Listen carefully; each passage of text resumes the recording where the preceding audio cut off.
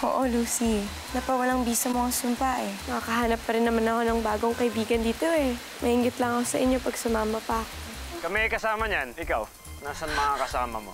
Hindi kita hayaan bumalik doon mag-isa. Dahil kung marami tayo at may katulong tayo, mas madali para sa atin na matalo kung anumang kapangyarihan meron ng bahay na yun. Hindi mo na ako binibigo! May naisip ako, pero kailangan ko itong katawan ko, tsaka itong mukha ko. Walang! Ano pera? Mahal mo ko? Amo kita, alaga mo ko, kaya mahal kita. Kaya nga mga kaibigan ko sila eh. So, hindi ko sila tatraidorin. Pero pag natusta ka na sa init ng araw at nangati ka na dahil sa mga kagat ng langgam, aamin ka din. Hinold up niyo pa yung store namin kanina. Hindi. Wala kinalaman ng asawa ko dyan. Teka lang ho. Ano ba ginagawa niyo? Tugtugin niya, tara. Sama sa presinto. Mabubulo ka sa kulungan.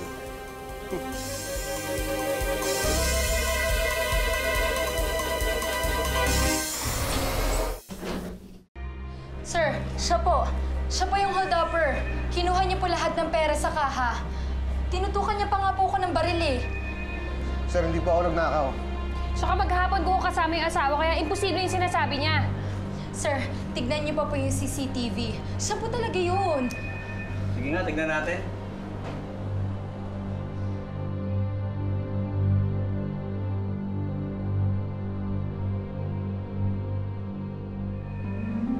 Oh, ikaw nga to ah. O, di ba? Hindi mo maikakaila. Sir, hindi po ako yan. Pero kilala ko kung sino yan. Anong ibig mo sabihin? May kakambal ka, ganon? Wala po, sir. Impostor po yan. Uy, Alam mo, lumang palusot na yan eh. Narinig ko na mga ganyang estilo. Sige na, ipasok na sa kulungan yan. Ako na bahala gumawa ng report. Deden, Sir, hindi po ako nagnakaw. Deden, huwag ka mag-alala. Asikasuhin ko agad to. Gagawin ko na paraan para makalabas ka agad dito. Tara na, tara! Sige na, sige na. Sir, hindi po ako nagnakaw. salamat po, sir. Sige na, ako na bahala dito. Mabubulok sa kulungan yung Reden na yon. Bakit? Dahil nagnakaw siya sa convenience store? Yes, madam. Wala ka talagang alam, ano? Mayaman ang tatay ni Reden. Kayang-kaya niyang gumawa ng paraan para mapiansahan si Reden. Oh, Oo nga, no? Ang ibig mong sabihin, parang baliwala lang yung ginawa ko? hindi baliwala kung gagamitin mo ang kukote mo. Ngayon wala na si Reden. Pwede mo ulit sirain ang buhay niya, ang pamilya niya.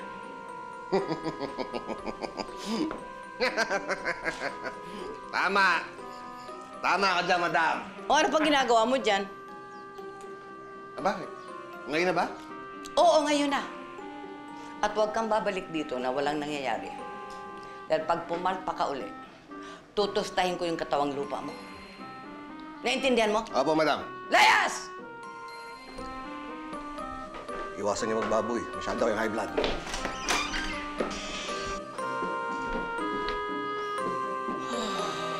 Madam, Oh. gusto makipag-teleconference sa inyo. Mahal na Reyna, nahuli na namin ng mga kawal ko ang tumulong kay Benji at kay Lucy. O nasaan na raw sila? Yun po ang problema. Hindi niya raw po sinasabi kung saan sila nagpunta. Pambihira. Ako na lang ba palaging gagawa ng mga trabaho nyo? Antayin mo ako dyan. Tignan ko lang kung di aamin ng bruhang yan. Pag matapos ako sa kanya. Kapag ba narating natin ng bundok ba to, ano mangyari? Nandun yung pinto na magbabalik sa atin sa mga pamilya natin. Pamilya? Bakit may pamilya ako? Oo. Kaya lang di mo pa maalala kasi di ba binura ni Ella yung alaala mo? Pero sa pagkakaalam ko, close ka sa kanila. Kaya malamang ngayon, miss na miss ka na nila. Sayang naman, hindi ko sila maalala. Sarap siguro may pamilya, no? Marami nagmamahal sa'yo. Masyado ka na matagal naging aso. Masyado ka na natuwa sa pagmamahal. Wala namang masama dun, di ba? Maganda magmahal. Lalo na kapag naalala mo yung taong mahal mo. Kaya huwag kang mag-alala. Kapag balik natin sa mundo natin, ako mismo yung maghahanap ng halamang ugat para bumalik yung alaala mo. Kapag ba nawala na yung alaala ko, wala rin ba yung nararamdaman ko para sa'yo? Okay ka lang?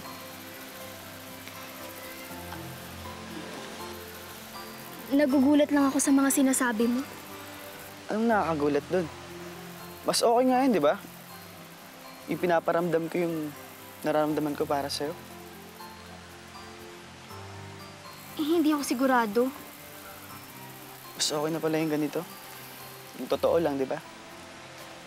Alam mo, hindi talaga ako sigurado kung side effect lang yan ng pagiging aso mo. O dahil nawala yung alaala mo. Eh, hindi naman kailangan maalala mo yung nararamdaman ko para sa'yo eh. Kaya nga, inaalagaan mo ako, di ba? Dahil gusto kita. Ay, hindi ko na carry to OA na to. Ah, Lucy! Sabi ba ako mali? Mali ba yung sinabi ko?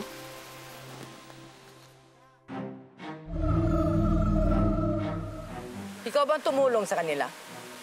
Ako nga. Siya si Ella. Taga dito siya. Taga-pangalaga ng mga ligaw na hayop dito sa Carian. Mahilig ka ba sa hayop, Bakit? Adonis? Kunin mo yung tuta at ilagay mo sa harap ko. Kawal.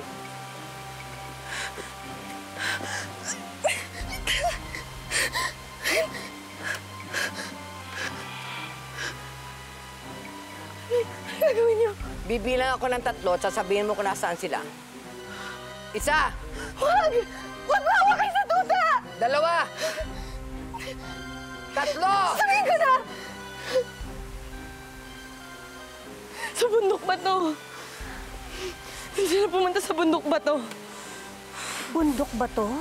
Diba, naroon po yung mahiwagang pinto kung saan may daan din palabas ng bahay.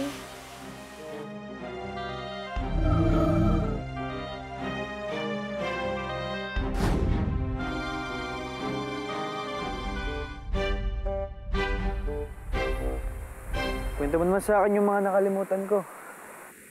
Best friends ba tayo nung sa lugar na pinanggalingan natin?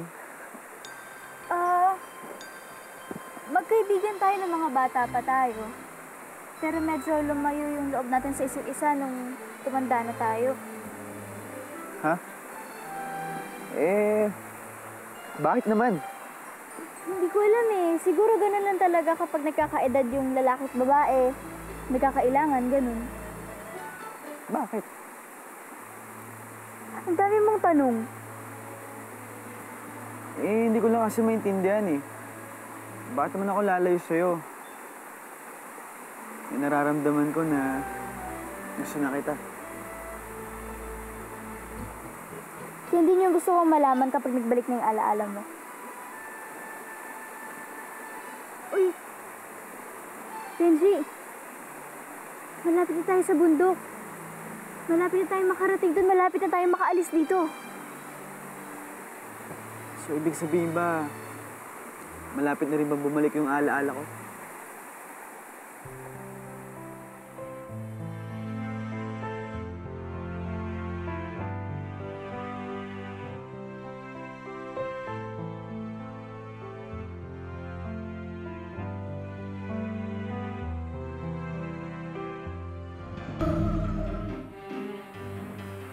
Pinakamamahal kong Reyna, ano pong ginagawa natin dito?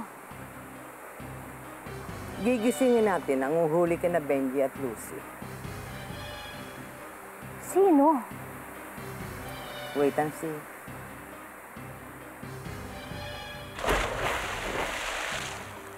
Mga taong bato, magsigising kayo!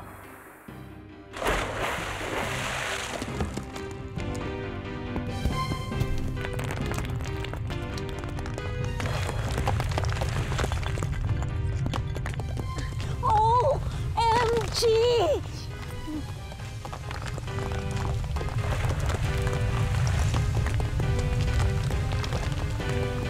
Sila ang pipigil ka na Benji at Lucy.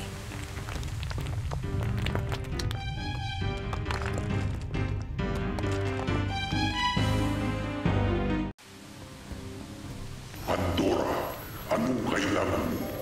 May mga taong gustong maghimasok dito. Pigilan niyo siya! Huwag kang mag-alala, Pandora. Minsan nang may nakalusot sa amin, hindi na namin nahayaang mangyari yun. Siguraduhin niyo lang.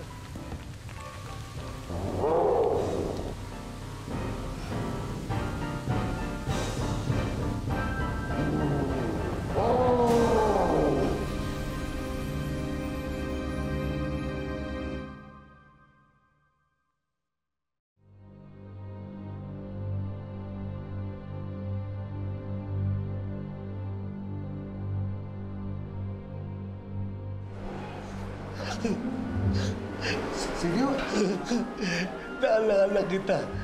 Kilala kita, pati anak mo. Oo, si John. Nabanggit nga sa akin ni Jessie na tinulungan mo siya. Ikaw yung matak palabas doon sa lumang bahay. Yun ang isang paraan para makalabas doon sa lumang bahay. Maraming salamat, ha? Ano pala ginagawa mo dito? Ako? Walang naniniwala sa akin. Kaya dinala nila ako dito dahil parang manggulo. Hindi nga ako nanggugulo eh. Pero protektahan ko nga yung mga kababayan natin dun para makaiwas sa lumang bahay. Kailangan makalabas na ako dito ngayon dahil para mailigtas ko yung mga tao huwag makapasok doon sa bahay. Kung naniniwala lang yung tao sa'yo, hindi na sana nangyari doon sa pamilya ko. Kaya mo, tutulungan kita makalabas dito. At sabay natin susupuin yung mga sasama doon sa loob ng bahay. Talaga! Salamat, kaibigan! Salamat! Salamat! Pare ko. Masyadong maigpit yung akap mo eh. Baka magkapalit tayo ng mukha. Sorry! Pugi ka! Cute ako! Ano po? Nakulong po si Itay? Bakit po? May ginawa po ba siyang masama? Wala anak, napagbintangan lang ang Itay nyo. Pero nakakasiguro ho ako, ang gumawa ho nun yung impostor niya. Huwag kayo mag-alala. Aayusin ng abogado ko para mawala lahat siya. Pero papamalakas ho ang ebidensya laban sa kanya eh. Nakuhanan ho siya ng CCTV camera na gumagawa ng krimen. Ganun ba? Eh di maghahanap tayo ng saksi o kaya ebidensya para mapatunayan na hindi siya ang nakunan ng CCTV camera na yun. Alam ko na ho. Si Kapitana. Sabihan ko na po yung mga kabarangay natin tungkol sa meeting. Okay, good. Kapitana? Kapitana. Dulce, buti bumalik ka na. Naabisuhan na ni Puloy ang mga tao sa neighborhood para sa isang town meeting. Tapos kailangan siguraduhin mo na solid ang kwento ninyo ni Reden, ha? O teka, nasa si Reden? Yun nga ho ang sinadya ko sa inyo. Hihingi sana ako ng tulong. Bakit? Kapitana, nakulong ho si Reden at kayo lang ho makakapagpalaya sa kanya. Ako? Anong magagawa ko? Gumagana ho ba yun?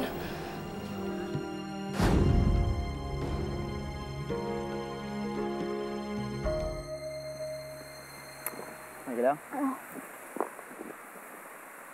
Sandali lang, ha? Bakit, Benji?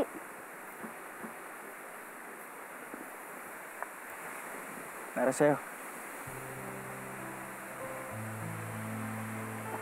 Ang ganda naman.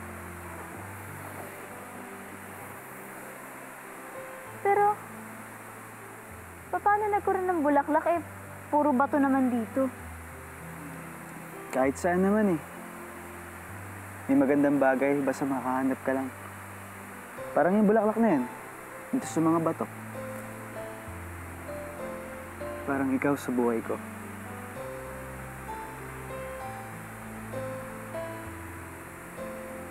Salamat ah. Hindi ko alam ganyan ka pala mag-isip. Alam mo, Lucy,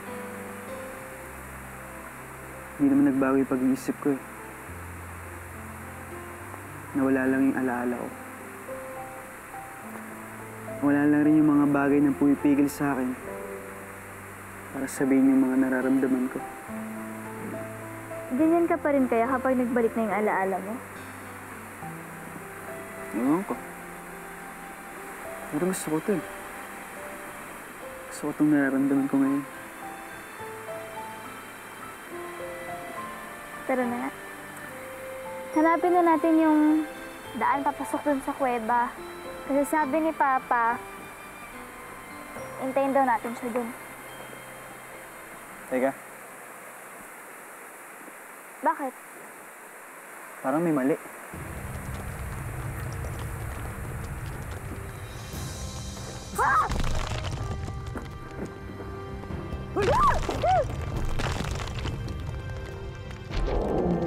Ayun na sila.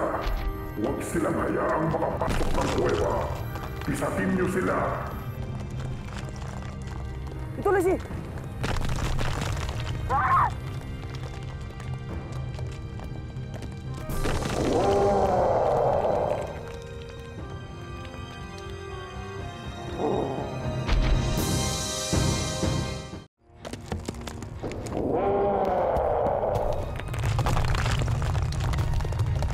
Kenji, tumakbo na tayo! Sandali! Kumalma ka lang. Kumalma? Kenji, umuulan na ng mga malalaking bato. Paano ako kakalma? Malaki ang mga bato, madaling ilagan. Kapag nagmadali ka, baka mapahamak tayo. Kaya kumalma lang tayo, okay?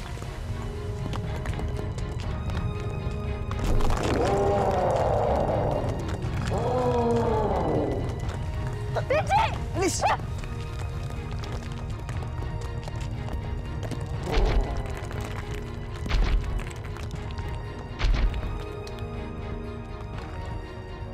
Kenji! Sandali lang. Mas mabilis ka pa sa akin eh.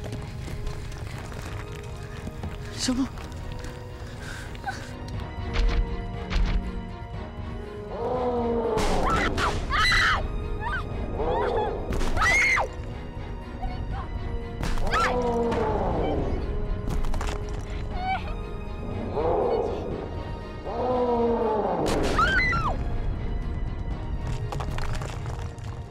O ito, katunayan ng video na yan, nakasama ko si Reden at Dulce nung oras na nang-hold up ang suspect mo. Patunay rin yan na hindi si Reden ang hold-upper at mali ang taong nahuli mo. Kaya panoorin natin, ha?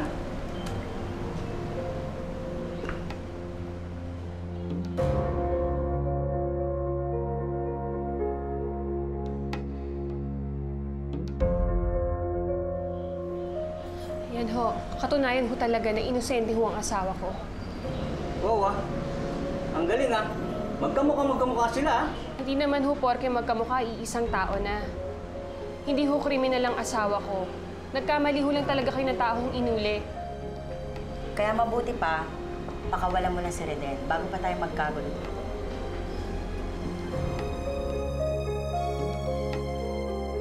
Oh, ayun na asawa mo. Paano niya na napatunayan na hindi ako yung nasa video? Tinulungan tayo ni Kapitana. Kasabay nung hold-upan yung meeting natin sa kanya, nakuhanan yun ng video sa loob ng barangay hall. Habang kasama natin sa Kapitana, kaya Reden, imposible talaga ikaw yung hold-up. Salamat po, Kapitana. At least, alam na natin ngayon na meron kang ang impostor. Ang kailangan mo nilang patunayan sa mga kabarangay natin ay yung mga kakaibang kwento mo tungkol sa loob ng bahay. May kilala po ako na magpapatunay po niyan. Sino? Pero kailangan din natin siya ilabas. Nakakulong din siya? Malaya na ako! Malaya na ako! Malaya na ako! Malaya na ako! Makakabalik na ako dun sa pinangako kong tukulin na mailayo ko yung mga tao dun sa labas! Sige na! Bye-bye! Bye-bye! Bye-bye! Bye-bye!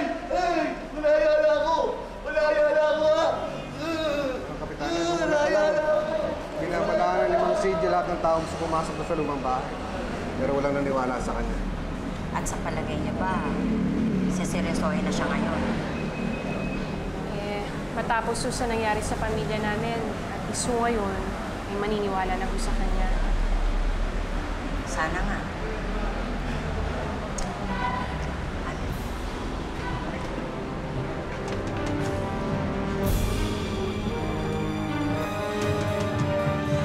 At yun ang totoo! Hindi ako babaliw!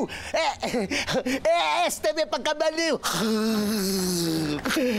Totoo na merong maligno at tatalimaw sa lumang bahay na yon!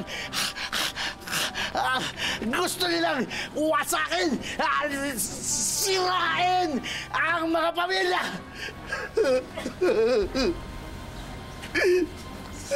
Katulad ng ginawa nila sa akin. Kinuha nila ang anak ko. At malamang, kinuha rin nila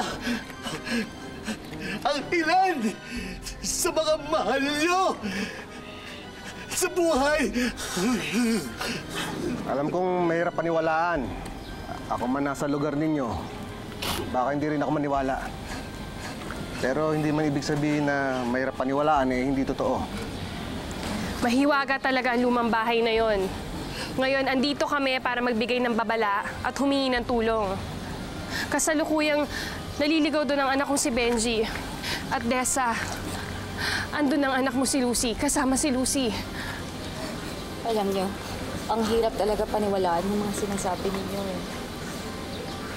Pero wala na akong pakialam. Desperado na akong makita yung anak kong si Lucy. Kaya handa akong paniwalaan kahit ano man yan. Pero totoo po talagang may maligno dun sa bahay na yon. Dahil ilang beses na kami nagpunta ni Django kung ano-ano mga weird na bagay nakita at nangyari sa amin. Opo, sinubukan nga po namin bumalik doon pero... Hoy, nangyari sa'yo? Ha? Ba't tumigil ka? Wala kami nakita. Magsasayang na po tayo ng oras doon. May mas maraming masasayang kung hindi tayo nakinig. Tama. Paano kung delikado yung bahay na luma na yan? Oo nga. Matagal na nga ang masama ang kutob dyan sa bahay na yan Anong gusto niyong gawin natin, mga kabarangay? Ay, Gawin natin! Magkaalaman na rin tayo kung talagang may maligno yung bahay na yan! Oh, ano ba hinihintay niyo? Suga!